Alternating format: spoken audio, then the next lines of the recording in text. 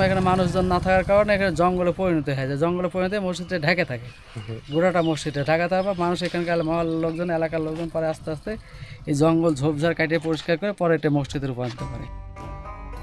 নাটোরের গুরুদাসপুর উপজেলার চাপিলা শাহী মসজিদ গাইবী মসজিদ নামে পরিচিত। স্থানীয় অনেকেই বলেন এই মসজিদটি এক রাতে তৈরি হয়েছে। এছাড়াও যে মসজিদের পিলার রয়েছে, পিলারগুলো কিন্তু অনেক অনেক প্রশস্ত এবং শক্ত, যেটা হয়তোবা দেখলে বুঝতে পারছেন। রহস্যময় ভিডিওটি দেখতে আমাদের চ্যানেলের সাথেই থাকুন।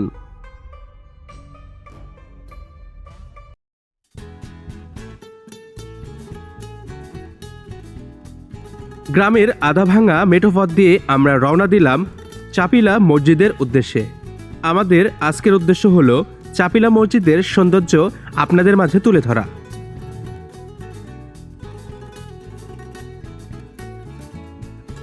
এই রাস্তাতে আপনি দেখতে পাবেন গ্রামের অপরূপ সৌন্দর্য।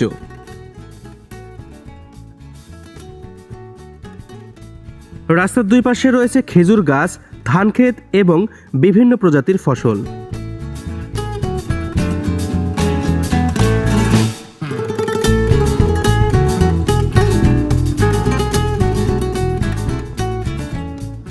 কালের সাক্ষী হয়ে দাঁড়িয়ে থাকা মসজিদটি কয়েকশো বছরের পুরনো। মুঘল কর্মকর্তা কর্মচারীদের জন্য মসজিদটি স্থাপন করেছিলেন মুন্সি এনায়েতুল্লাহ। ইতিহাসের ধারাক্রমে জানা যায় চাপিলা একসময় ছিল মুঘলদের প্রশাসনিক কেন্দ্র। মুঘল শাসনামলে বাদশাহ শাহজাহানের ছেলে সুজা বাংলার গভর্নর নিযুক্ত হন। সে সময় চাপিলা গ্রামে মুঘল সেনাদের ফাঁড়ি ছিল। মানুষেরও বসবাস ছিল চাপিলায়। সে সময় নামাজের জন্য তৈরি করা হয় এই মসজিদ। তবে কলেরায় অনেকের মৃত্যু হলে মুঘল সেনাসহ এলাকার বাসিন্দারা অন্যত্র চলে যায়।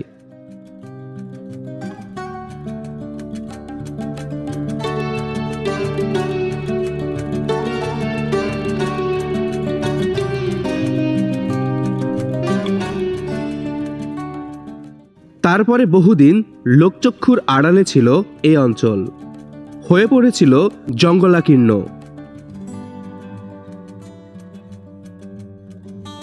1947-এর পর এই এলাকায় নতুন করে বসতি গড়ে উঠতে থাকে। পরবর্তীতে জঙ্গল পরিষ্কারের সময় এই এলাকায় মানুষ খুঁজে পায় এই মসজিদটি। অপরূপ সৌন্দর্যের এই মসজিদটির নাম হলো ব্রিচাপিলা শাহী জামে মসজিদ। তবে দীর্ঘ সময় এই মসজিদটি জঙ্গলে ঢেকেছিল।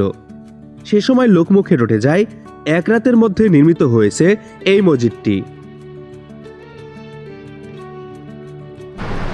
খেয়াল করে দেখুন মসজিদের যে গম্বুজ রয়েছে, এই গম্বুজের প্রতিটা কিন্তু জায়গাতে কিন্তু জানালার মতো করে খুব খুব করে রাখা হয়েছে। বিষয়টা খুবই মানে এরকম মজাদার, খুবই গুরুত্বপূর্ণ একটা জিনিস দেখেন এইখানে, সেটা হচ্ছে গম্বুজের পাশে কিন্তু ঘর ঘর করে রাখা হয়েছে খোপ খোপ করে। এটা 3 গম্বুজ বিশিষ্ট মসজিদ, যার ফলে 3টাতে কিন্তু একই রকম করা হয়েছে। তো এই মসজিদের সবথেকে গুরুত্বপূর্ণ জায়গা হচ্ছে এটি। দেখেন কত সুন্দর করে রাখা হয়েছে প্রাচীন এই মসজিদ।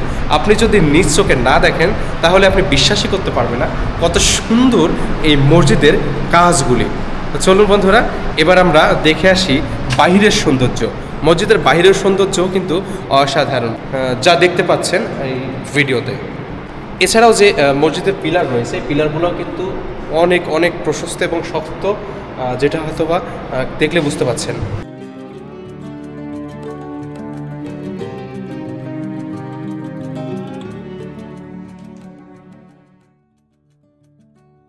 সে সময় লোকমুখে রটে যায় এক রাতের মধ্যে নির্মিত হয়েছে প্রাচীন এই মসজিদটি, যা থেকে কালক্রমে গাইবী মসজিদ নামে ছড়িয়ে পড়ে। ইট সুরকি দিয়ে তৈরি 40 ফুট দৈর্ঘ্য ও 20 ফুট প্রস্থের এই মসজিদটির দেয়ালের প্রস্থ 4 ফুটের মতো।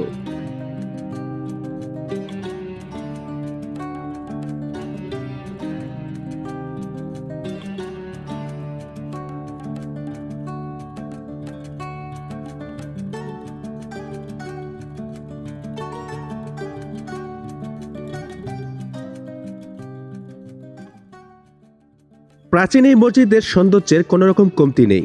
দূর দূরান্ত থেকে মানুষ আসে এই মসজিদটি দেখতে। ধর্মপ্রাণ মুসল্লিরা এখানে নামাজ আদায় করে। প্রায় 400 বছরের পুরাতন এই মসজিদটি সংস্কার করে বর্ধিত অংশে আধুনিকতার ছাপ আনা হয়েছে। তবে কিছু অংশে রেখে দেওয়া হয়েছে পুরনো আমলের নকশা ও কারুকাজ। এই মসজিদটা আসলে উৎপত্তি কিভাবে হলো, আর আপনারা কিভাবে বুঝলেন যে এটা মসজিদ, এটা তৈরি হইলো? মানে এটা অনেকে বলে জিনের তৈরি মসজিদ, বা এটা কে দেখেছিল প্রথমে? কোনো ইতিহাস থাকলে সেই ইতিহাসটা আমাদের মাঝে তুলে ধরবেন। এই মসজিদটা আমাদের মানুষই তৈরি করছে, জিনে তৈরি না, অন্য গাইবিও না, গাইবি হিসাবে পরিচিত কিন্তু গাইবি না। মনে করেন আমরা মানুষের তৈরি করতে করার পর একসময় এখানে মানুষজন না থাকার কারণে এখানে জঙ্গলে পরিণত হয়ে যায়। জঙ্গলে পরিণত হয়ে মসজিদটা ঢেকে থাকে, গোড়াটা মসজিদটা ঢাকা থাকার পর মানুষ এখানকার মহল্লার লোকজন, এলাকার লোকজন পরে আস্তে আস্তে এই জঙ্গল ঝোপঝাড় কাটিয়ে পরিষ্কার করে পরে এটা মসজিদে রূপান্তরিত করে। কিন্তু মসজিদটা কে তৈরি করছে, কীভাবে করছে, এটাকে বলতে মানে এটা হচ্ছে ওই যে রাজা বাদশার আমলে না, কে তৈরি করছে এটা কেউ বলতে পারে না। মানে আমাদের আপনার আইডিয়া কত বছর পুরাতন হতে পারে এটা? আমরা জন্ম থেকে দেখতেছি এই পরিস্থিতি। এই আগে কি মানে দুর্বিষহ অবস্থা ছিল না এরকমই ছিল? আগে একটু দুর্বিষহ অবস্থা ছিল, পরে তো মনে করেন রিপেয়ারিং করে মনে করেন কমপ্লিট করছে, এটা রং টং করছে, আমাদের এলাকার লোকজনই করছে। করে ঝোপঝাড় কাটে রং টং করে মনে করেন মানে এক সময় এখানে ঝোপঝাড় ছিল, জঙ্গল ছিল। জঙ্গল ছিল, এখানে রাজার বাড়ি ছিল। মানে ওই এখানে ফাঁসি টাসি হতো, ফাঁসি তালা এখানে আছে, এখনো দেখা যায় আছে ফাঁসি তালা এখনো আছে, কিন্তু ওই ফাঁসি ঘর নাই, মানে ফাঁসি তালা ঘর ছিল এখানে। তারপর ওখানে রাজাদের যে রানীর যে একটা গোসল করতে সেখানে পুকুর আছে এখানে। মানে এরাই তৈরি করেছিল সম্ভবত, মানে কেউ সঠিক বলতে পারে, কিন্তু গাইবি হিসাবে পরিচিত আচ্ছা এই এলাকাতে। আচ্ছা আচ্ছা, তার মানে এখানে রাজবাড়ি ছিল? রাজবাড়ি ছিল, হ্যাঁ। প্রিয় দর্শক, ভিডিওটি ভালো লাগলে চ্যানেলটি অবশ্যই সাবস্ক্রাইব করে এবং বেল বাটনটি অন করে দিয়ে সাথেই থাকবেন।